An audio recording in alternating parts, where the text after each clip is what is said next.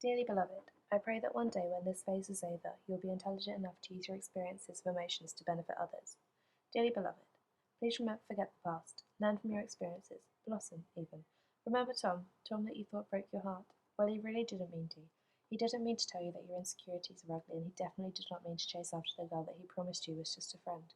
That's in the past now. Let it go. You spent a very long time pretending you didn't care. You lost yourself for a while. You got caught up in thinking the happiness of others was more important than the happiness of yourself. It's okay to be upset. He was important to you and he let you down. Familiar feeling, I know. But you were so much younger than you felt and he was so much more controlling than you like to admit. Don't depend on others. You don't need to. Dearly beloved, please promise to stop growing your skin so thick. I understand that it helps to feel secluded and as if nobody can hurt you or let you down anymore. You have spent too long struggling with your emotions and experiencing thoughts and feelings that you would never wish upon anybody. Don't look yourself away. No, nobody is able to hurt you, but nobody can love you this way either. If you continue to build up your walls and block people out, then who is going to benefit from the explosive colours inside of you? Who will be on the receiving end of that giant, generous heart that you have? Stop acting so cold and stop pretending. Try to let your guard down.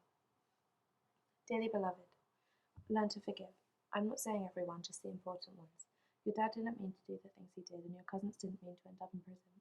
If she was able to, Nana would not just remember your name, but all sorts of crazy tiny details about you. Grandad would stick around if he wasn't so lonely. Don't hold that against him. Grandma feels just as misunderstood as you do. She was never successfully able to grow out of that teenage frame of mind, even 50 years later. And as for Richard, well, I guess I'll allow a single grudge. Just remember, you're not the only one that hurts. Dearly beloved, be a role model. You were born an only child into a dysfunctional family. That's okay. You had no great-grandparents, and the grandparent situation was a funny one.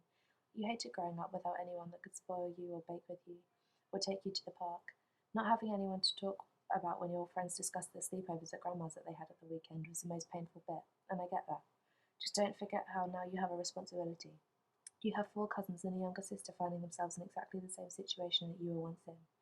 You are the only one that understands how it feels, so let them know. Let them know that they don't need to feel lonely or sad or ashamed. They have a fabulous young lady that will do all of these things with them. Dearly beloved, don't forget your roots. Embrace them, learn from them, and love them. A South African grandma is something pretty cool. Just because she's terrible at staying in contact and would rather not be referred to as grandma doesn't mean you have to shut her up completely.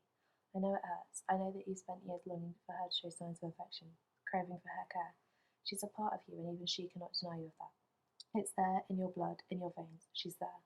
So embrace it, make her a part of you. Tell everybody about the time you travelled all the way to the top of Table Mountain, about waking up to the sound of the waves crashing down on the velvety sand. Tell everyone you saw a mother whale give birth to her baby. Spend your life recalling these stories and don't listen when people tell you they are bored, and when they ask you to shut up, keep going. Dearly beloved, you are so important to your parents. Your relationship with them is different to that of your sister. They might shout at you a little louder for a little longer, but cut them some slack. They are still learning. They are so proud of everything that you have managed to achieve.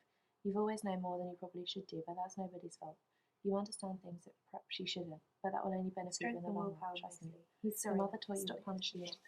Dearly beloved, drugs and alcohol scare you more than they do the average teenager. Good. You've been through a lot. Your cute little family that everybody is so smitten with is slightly more dysfunctional than anybody gives them credit for. I know you struggle with that sometimes, but you do well. You stood your ground for so many years now, and not giving in is something in which you excel. I know you worry about your friends, and I know hearing their stories from the latest rave scare you a little embarrassingly so. However, continue to preach. Continue to annoy them with your lectures and gross mythical stories about how harmful these substances can really be. It's not your responsibility to keep them safe, but it is your responsibility to keep yourself safe. Please always stay this strong. Grant somebody else the serenity to accept the things that they cannot change. Dearly beloved, continue to stand up for what you think is right. You have very strong morals, and no matter what anybody says, that's a good trait. If somebody makes a joke that you don't feel comfortable with, or a ludicrous statement, never fail to argue back. When somebody says that homosexual couples should not be allowed to have children, sympathise with their stupidity. When somebody proceeds to tell a racist joke, gently remind them that we are in 2013 and their humour is quite frankly bad taste and out of date.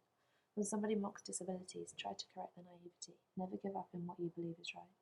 Dearly beloved, stop wishing your youth away. I know it sounds cheesy, but it's 100% true.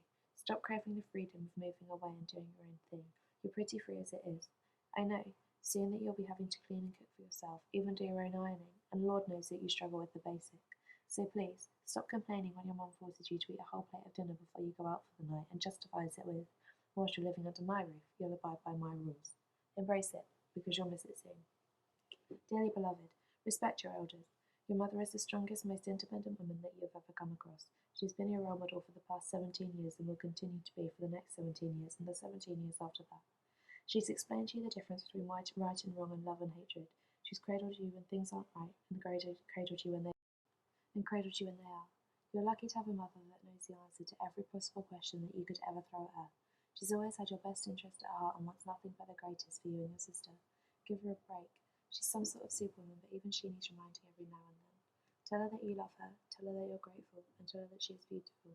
The definition of lucky simply explodes when it comes to you and your parents. Please never forget that. Dearly beloved, trust me, you're doing just fine.